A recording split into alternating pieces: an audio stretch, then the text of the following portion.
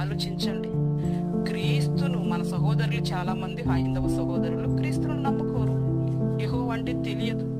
మరి వారి బిల్డింగ్లు ఎలా ఉంటాయండి? ఒకసారి వెళ్ళారా మీ గ్రామాలలోకి?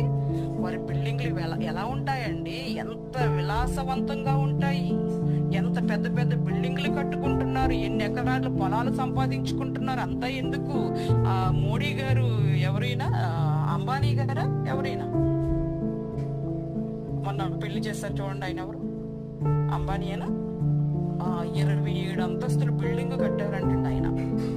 యెహోవా ఇల్లు కట్టించని ఎడల కట్టువారి ప్రయాసము వ్యర్థమైనప్పుడు ఆయన ఇల్లు ఎందుకు వ్యర్థం కాలేదు? అసలు యెహోవా అంటే తెలియదు, క్రీస్తు విరోధి. దేవుని నమ్మని వారికేమో 27 అంతస్తుల బిల్డింగ్, దేవుని నమ్ముకున్న వాళ్ళకేమో చాలా మంది క్రైస్తవులకి రేక్ సెటిల్